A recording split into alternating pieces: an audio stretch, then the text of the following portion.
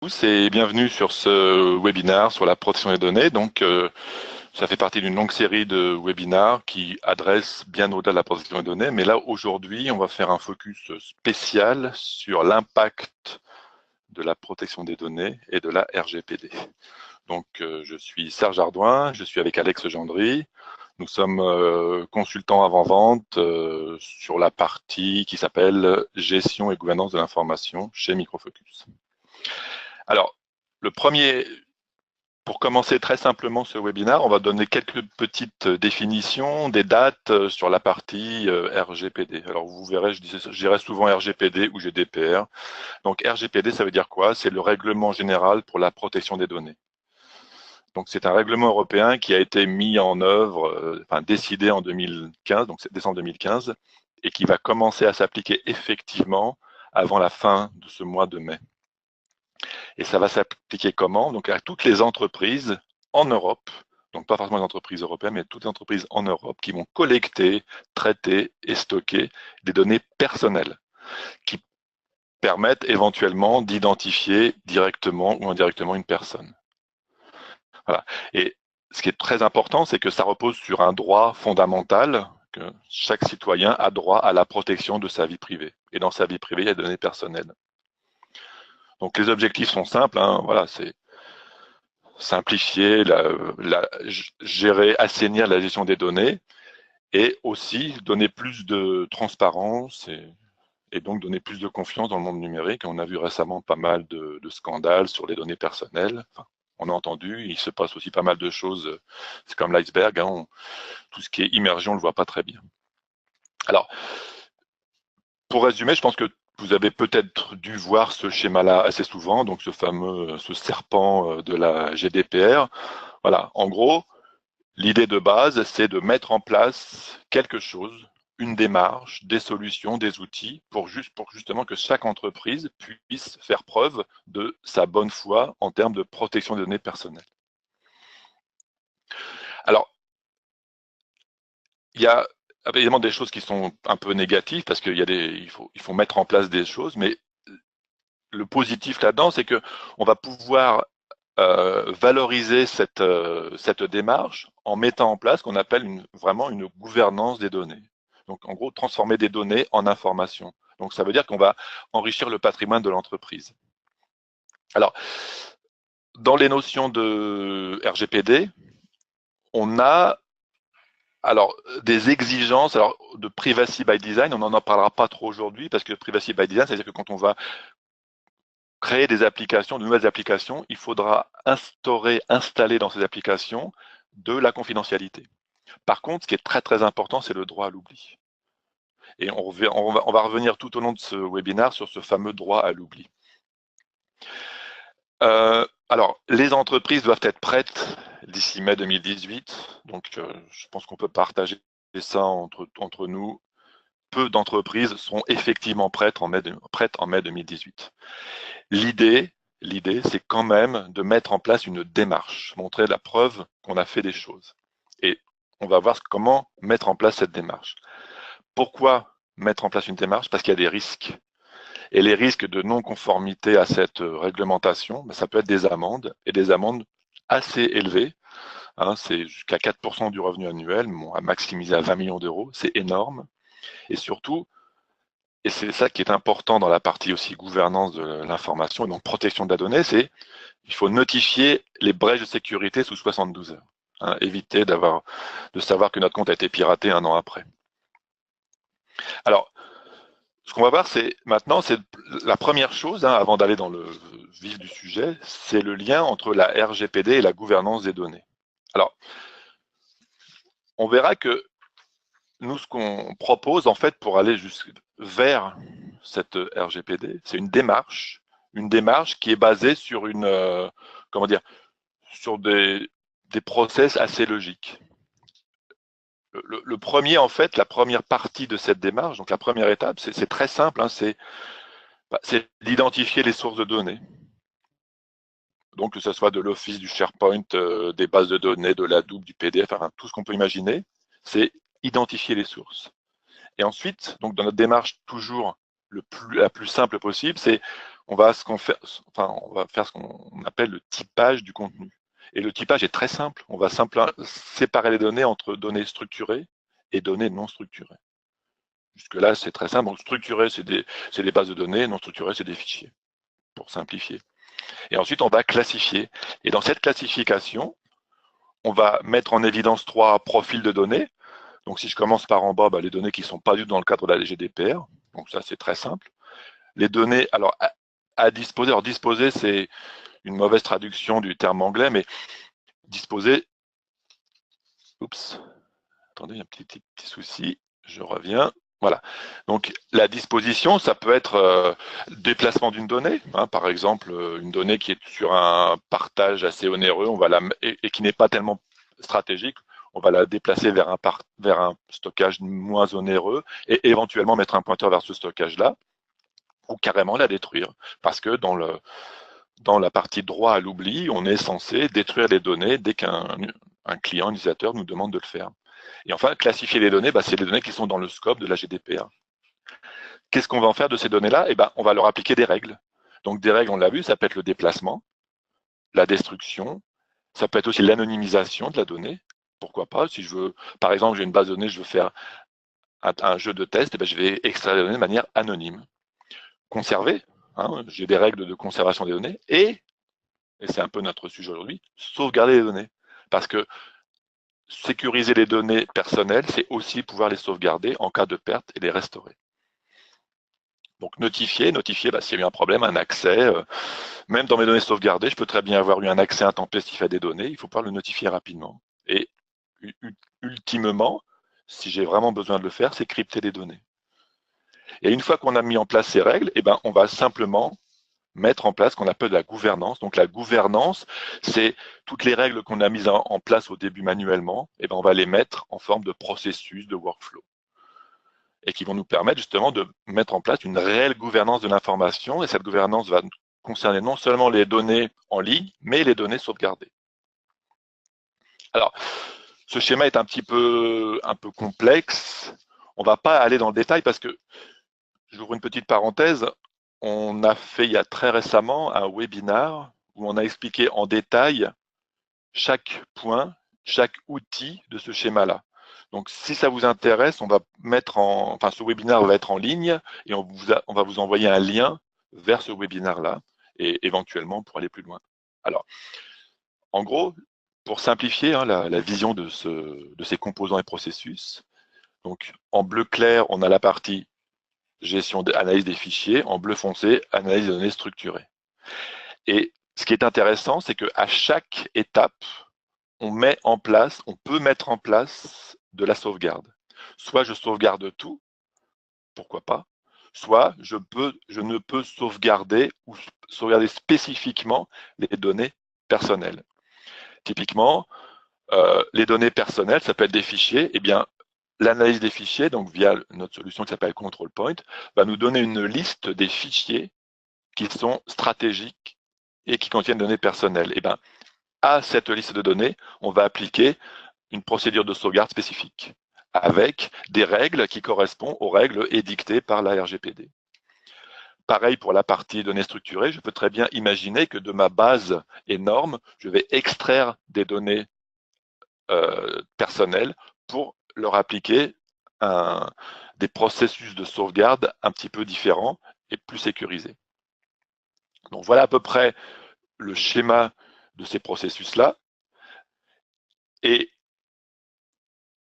maintenant, ce qu'on va faire, c'est qu'on va faire un zoom sur la partie purement protection des données. Alors, ce qu'on a fait, c'est qu'on vous a un peu simplifié les choses.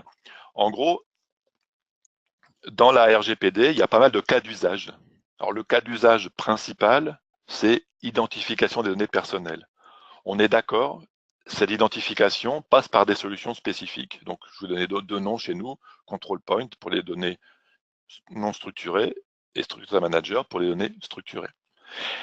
Et on verra qu'il y a pas mal d'articles du document sur la RGPD qui concernent la protection des données personnelles. Et dans la protection, il y a la sauvegarde et, of course, la restauration. Et c'est maintenant, on va s'atteler à travailler sur ce sujet-là. Alors, je vais faire un petit rappel d'abord, c'est vous avez vu apparaître le nom Data Protection Suite. Donc, Data Protection Suite, c'est une suite de logiciels pour la protection des données, donc qui commence par Data Protector. Donc, Data Protector, si vous le connaissez ou si vous ne le connaissez pas, donc c'est une solution de sauvegarde universelle qui permet d'adresser à la fois les données dans le monde physique, dans le monde virtuel, et surtout aussi qui permet de sauvegarder des applications via des API et pour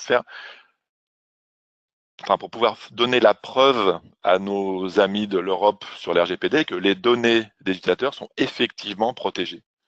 Et non seulement protégées, donc sauvegardées, mais on peut accéder aux jeux de sauvegarde, on peut mettre des rétentions sur les jeux de sauvegarde, on peut changer les rétentions, on peut détruire les jeux de sauvegarde et on peut aussi restaurer les données en cas de crash. D'accord? Donc, en haut, on a notre orchestrateur, Data Protector. En dessous, donc, on a toute la charge de travail, donc la charge de travail qui concerne la sauvegarde des documents, donc des documents plats, des fichiers, des emails, des documents qui soient dans le physique ou dans le virtuel, des bases de données. Tout est pris en main par Data Protector et ces données sont protégées sur des médias de sauvegarde. Donc, on a fait quelque chose d'assez simple, du court terme via des snapshots ou voire même des transferts vers le cloud, mais à chaque fois, on a on a un tag qui nous permet de dire où ces fichiers, où ces données sont sauvegardées, selon quelle procédure et selon quelle date de rétention. C'est-à-dire qu'à chaque instant, si on me demande, moi si je suis administrateur des sauvegardes et qu'on me demande, tiens, moi mes données là, il faut à tout prix les effacer, je vais lister les données correspondant à cette personne-là et je vais les effacer, à la fois des données vivantes et des données sauvegardées. Inversement, si un client me dit j'ai perdu mes données, on va pouvoir lui restaurer en l'état. Et donc au sommet donc de cette pyramide, on a aussi donc Backup Navigator, c'est la partie analytique. Donc quand on gère des terras, des pétas de données, c'est intéressant de pouvoir faire de lancer des processus analytiques pour analyser la qualité des sauvegardes, leur précision, leur rapidité et surtout, plus important, donc dans la partie RGPD, c'est pouvoir donner des niveaux de service et en particulier des informations sur les temps de restauration. Si par exemple, j'ai des données extrêmement stratégiques que je dois pouvoir restaurer en quelques heures, il faut savoir est-ce que je peux vraiment le faire et comment, et si je ne le fais pas, comment réagir. Et donc, alors, je reviens un petit peu sur la partie couverture assez large. L'intérêt d'avoir une très large couverture, c'est que on aura assez peu, voire pratiquement aucun trou dans la raquette pour la protection des données, et en particulier pour la protection des données personnelles. Elles peuvent se trouver n'importe où, ces données personnelles, dans du structuré, dans non structuré, dans des applications, dans des serveurs physiques, dans des serveurs virtuels, sous n'importe quel operating system. Et elles peuvent se trouver aussi sur un très vaste ensemble de médias de sauvegarde. Mais à chaque fois, on peut tracer, on est capable de les identifier, de leur modifier leurs règles à la volée. Donc ce petit rappel va nous permettre maintenant de rentrer un petit peu plus dans le vif du sujet. Donc la question, c'est comment faire un lien justement entre la RGPD et cette fameuse suite qui intègre Data Protector. Alors, je ne sais pas si vous avez la curiosité de vous procurer le document. Donc en fait, le document qui s'appelle règlement nanana, donc le règlement pour la protection des données, il comporte deux parties. Donc je vous ai fait la scission entre les deux parties. Donc il y a 173 paragraphes qui décrivent exactement ce que sont les données personnelles. Et ensuite, il y a 99 articles qui sont répartis en chapitres. Alors, pour vous simplifier le travail, on a fait une liste des principaux articles qui sont liés à la protection des données, mais en termes de sauvegarde. Alors pourquoi on a fait ça? Parce que il y a beaucoup de gens qui sont en train disons presque de paniquer parce qu'ils n'ont pratiquement entamé aucune démarche envers la RGPD. Et ce qu'on va maintenant vous montrer, c'est que à partir du moment où vous avez mis en place de la sauvegarde, en particulier avec Data Protector, eh ben vous allez pouvoir faire la preuve que vous êtes conforme à certains articles et à certains process de traitement qui sont mentionnés dans la RGPD. Alors, maintenant, je vais poser des questions à mon collègue, donc qui est beaucoup plus formé techniquement que moi, sur justement comment s'assurer que Data Protector permet une certaine conformité à la RGPD. Alors, on a pris certains articles parce qui nous semblent assez intéressants et importants. Premier article, c'est l'article 6. Donc, le terme, c'est licéité du traitement. C'est-à-dire, est-ce que le traitement qu'on fait subir aux données, il est licite? Et en particulier, les durées de conservation. Donc, je pose la question à Alex. Est-ce que, avec Data Protector, on peut s'assurer au moins que les durées de conservation sont licites et comment? Alors oui, dans cet article, le RGPD déclare qu'une durée de conservation des données doit être définie. Cette durée varie selon les différents objectifs et doit tenir en compte des éventuelles obligations légales. Et avec Data Protector, on peut définir la rétention des données sauvegardées et du catalogue de sauvegarde. Ces rétentions peuvent être différentes et aller de aucune à permanente. Et de plus, pour des raisons d'audit et de sécurité, il est possible de conserver les données plus longtemps, enfin les données du catalogue plus longtemps, pour pouvoir prouver de la rétention de certaines données sauvegardées. Alors justement, très bon. J'ai une petite question simple, mais est-ce que je peux affecter des rétentions différentes à des utilisateurs différents? Parce que tout le monde ne sera pas traité de la même manière en termes de conservation des données. Oui, on peut appliquer différentes rétentions aux différents utilisateurs, différentes spécifications de sauvegarde en fonction du type de données présentes dans les différentes sources de données à sauvegarder. D'accord. Alors, article suivant, c'est l'article 17. Alors, l'article 17, c'est vraiment là, on est dans le cœur de cette réglementation, c'est ce fameux droit à l'oubli. Voilà. En gros, le droit à l'oubli, on a mis en exergue un paragraphe, c'est les données à caractère personnel doivent être effacées. Alors, justement, comment avec Data Protector, je peux justement être conforme à cet article qui est vraiment hyper important? Alors, pour gérer cet aspect de la GDPR, il faut appliquer une sauvegarde spécifique aux données personnelles. Et pour cela, il faut avoir une cartographie de ces données. Et comme présenté dans un webinaire précédent, cette tâche d'identification des données personnelles est réalisable avec nos solutions Control Point et Structure Data Manager. Control Point permet d'identifier les données personnelles dans les fichiers et leur contenu, et ensuite d'appliquer différentes actions sur ces fichiers. Structure Data Manager permet d'identifier les données personnelles dans les bases de données pour ensuite appliquer des actions de déplacement, d'effacement, de masquage et autres. Une fois ces données identifiées, on peut appliquer des sauvegardes spécifiques au référentiel possédant des données personnelles. Ces données pourront ensuite être supprimées avec Data Protector dans le cadre du droit à l'oubli, soit automatiquement à la fin de leur rétention. Les données sont alors détruites de tous les médias de sauvegarde et les données dans le catalogue peuvent être conservées plus longtemps pour des raisons juridiques. Mais on peut aussi effacer manuellement les données sauvegardées et les entrer dans le catalogue, cela à partir de l'interface de Data Protector, dans la situation où un utilisateur ferait appel à son droit à l'oubli. D'accord. Alors, donc ça, ce droit à l'oubli, encore une fois, c'est vraiment une des clés de l'article. Alors, il y a aussi dans les articles quelque chose d'hyper important, c'est la partie protection des données dès la conception et protection des données par défaut. En gros, voilà, c'est la question qui se pose, c'est comment s'assurer donc qu'on va être conforme à cet article-là avec Data Protector. Alors, avec Data Protector version 10, un nouveau modèle de sécurité est implémenté avec une fonction de Secure Peering. En effet, à l'installation ou à la mise à jour de Data Protector et du serveur d'installation, deux couples de certificats et de clés sont générés et toutes les communications, y compris les commandes, entre le Cell Manager et le serveur d'installation passent par un canal sécurisé TLS 1.2. Ainsi, les communications sont sécurisées et cryptées, bloquant tout Cell Manager pirate.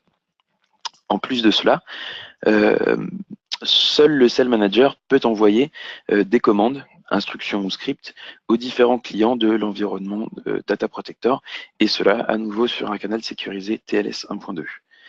Donc les clients DP n'écoutent et n'acceptent les instructions et les scripts que depuis un cell manager fiable et vérifié, réduisant ainsi significativement les risques d'éléments pirates dans le réseau Data Protector, causant des brèches de sécurité. De plus, l'installation serveur est modifiée de façon à ce que le serveur SMB et le client puissent faire une requête de signature SMB. Les communications sont alors signées et vérifiées, ce qui assure l'intégrité des données. Data Protector utilise aussi SSH par défaut pour envoyer et installer les packages au niveau client, et SSH assure un canal de communication sécurisé et crypté. J'ai une petite question parce que sur la version 10, en fait, il y a aussi des API REST qui ont été publiés. Alors, comment je fais justement pour assurer la protection des données malgré cette API? Alors, Data Protector introduit aussi dans la version 10 une méthode sécurisée de scripter les interactions et ainsi intégrer Data Protector dans vos différentes solutions et applications. L'automatisation est la clé des services et Data Protector fait un grand saut dans cette direction en exposant une API REST permettant à certains éléments d'être automatisés de manière sécurisée. Cela vous permet d'intégrer le workflow de restauration, de dashboard et scheduling dans vos portails web, outils de développement à travers une authentification sécurisée. Avantage certain comparé à l'utilisation classique de ligne de commande. Alors, dernier point aussi, c'est important au niveau de la sécurisation, justement, de la protection des données sauvegardées, c'est la partie gestion des ports. Les nombres de ports nécessaires au fonctionnement de Data Protector est passé de potentiellement des milliers à seulement 3 avec la version 10. Ceci réduisant grandement la difficulté à sécuriser votre infrastructure sauvegarde. De plus, le port inet a changé, passant de 5555 à 5565 et tous ces éléments apportent une gestion plus simple et une amélioration de la sécurité de votre infrastructure Data Protector.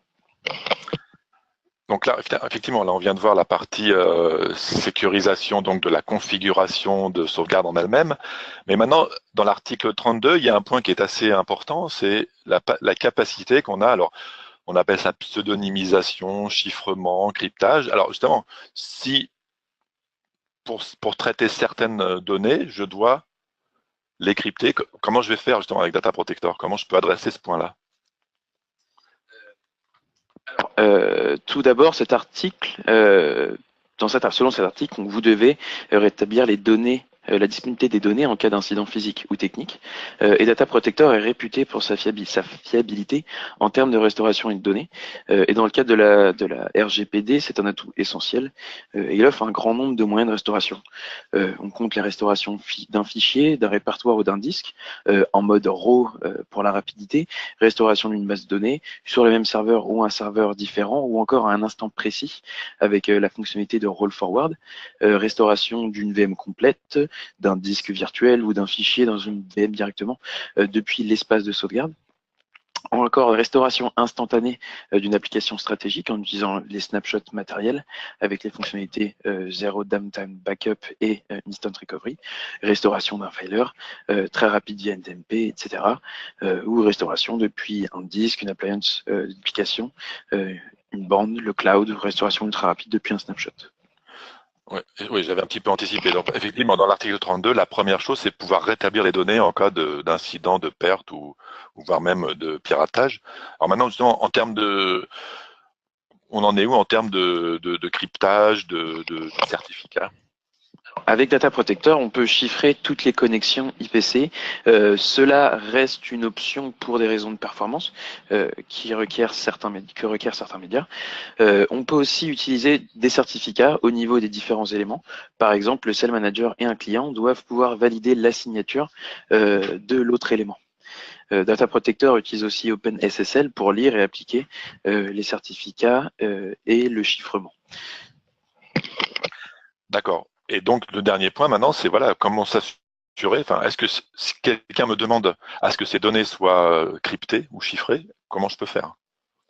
On va pouvoir sélectionner de chiffrer certaines spécifications, certaines sauvegardes pour certains clients, cela avec AES 256 qui est utilisé pour le chiffrement des données. Il est important de noter que cet algorithme est certifié FIPS 142 et le chiffrement des données est généralement utilisé sur les données confidentielles ou les données personnelles comme celles définies dans l'RGPD. De ce fait, le chiffrement permet de prévenir l'accès aux données par toute personne non autorisée comme stipulé dans la GDPR. Donc, si je comprends bien, les données, elles sont chiffrées immédiatement. Donc, ça veut dire que personne ne peut accéder à ces données non chiffrées. Voilà, les données sont chiffrées et sont sauvegardées et communiquées de la source à la cible de manière chiffrée, de manière à conserver l'intégrité de ces données et de prévenir l'accès à ces données par toute personne non autorisée. D'accord. Alors, maintenant, il y a un article qui est assez intéressant, c'est la partie, justement, on l'a mentionné au début, c'est pouvoir notifier à l'autorité de contrôle qu'il y a une violation. Alors, c'est toujours délicat dans la sauvegarde, mais alors comment je peux faire justement pour adresser ce point-là avec Data Protector et éventuellement Backup Navigator? Avec Data Protector, vous pouvez savoir qui a eu accès à quelles données sauvegardées. En effet, tout accès aux données protégées par Data Protector sont enregistrées et auditables. Il est possible de choisir le niveau d'information enregistré dans les logs et dans le cadre d'audit, il est possible de ressortir tous les logs pour prouver qui a eu accès à quelles données sauvegardées, quelles spécifications ou quelles modifications. Notons qu'il est recommandé de sauvegarder ces logs tous les jours. D'accord. Et maintenant, ça, on a vu la partie Data Protector, mais est-ce qu'on peut aller un petit peu plus loin avec, par exemple, le Backup Navigator? Bien sûr, l'utilisation de Backup Navigator permet la mise en œuvre d'un tableau de bord GDPR. Alors pour ceux qui ne savent pas, Backup Navigator est un outil de reporting avancé pour notre solution Data Protector. Et ce tableau de bord GDPR que l'on peut réaliser recueille et répertorie toutes les informations intéressantes et en rapport avec la RGPD, comme les données non protégées, le journal d'accès, les erreurs de sauvegarde, et de configuration de sécurité, ou encore des informations sur la rétention des différentes données sauvegardées. On peut, par exemple, sur le screenshot que vous avez ici, voir la quantité de données avec leurs règles de rétention et, par exemple, savoir quelles données ont une rétention permanente, chose qui n'est pas vraiment compliant avec la GDPR. On peut ensuite cliquer sur cet élément du tableau pour avoir un zoom sur les différentes spécifications de sauvegarde avec une rétention permanente, cliquer sur la liste des backup specs ou les spécifications de sauvegarde et voir quelles spécifications ont donc une rétention permanente pour ensuite aller les modifier dans Data Protector. Et tout cela de manière très rapide à l'aide de Backup Navigator. D'accord, merci. Alors, comme on arrive à la fin de ce webinaire, en gros, un des derniers articles, c'est justement l'article qui fait le plus mal, hein, parce que c'est l'article qui concerne les amendes administratives. Alors donc, ce qu'on a essayé de vous expliquer au cours de ce webinaire, c'est que il y a des conditions donc, qui sont édictées pour imposer des amendes. Et dans ces conditions-là, il y a est-ce que l'entreprise, l'établissement a mis en œuvre une démarche qui montre une bonne foi pour aller vers la RGPD? Alors nous, ce qu'on propose, en gros, c'est une démarche, évidemment, pour éviter des amendes, ça c'est clair, mais c'est une démarche qui est assez simple. Hein, c'est une démarche on vous l'a montré au début, dans laquelle la protection des données a toute sa signification. Parce que autant on est capable d'identifier, de cartographier les données structurées ou non structurées, mais en plus, on est capable, une fois identifié et spécifié ces données-là, leur assurer des règles de protection complètement spécifiques avec Data Protector. Donc, qui dit règles de sauvegarde spécifiques, voilà, on les sauvegarde sur des environnements sécurisés, on les sauvegarde, comme l'a dit Alex, en mode chiffré de bout en bout. On peut modifier à tout instant leur période de rétention, si jamais on doit le faire. Et, in fine, l'infrastructure elle-même de sauvegarde peut être 100% sécurisée via la diminution du nombre de ports, via la sécurisation entre les différents clients de Data Protector.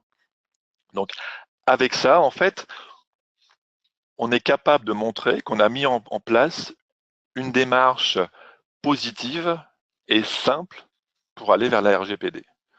Donc, alors, on n'a pas vu s'il y avait beaucoup de questions, j'arrive pas à les voir, mais si vous avez des questions, si vous avez des besoins, si vous voulez à la limite qu'on vienne chez vous, qu'on aille un peu plus dans le détail pour comment faire pour mettre en place une démarche RGPD, n'hésitez pas à revenir vers nous.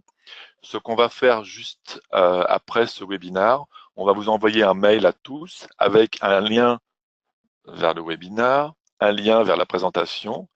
Et comme ça, si vous avez des questions, n'hésitez pas à rebondir et à revenir vers nous. Écoutez, en attendant donc ces prochains contacts, nous vous remercions pour votre présence et on espère vous avoir convaincu que aller vers la RGPD avec nous, c'est pas du tout un chemin de croix, mais c'est assez simple. Donc, merci et au revoir à tous.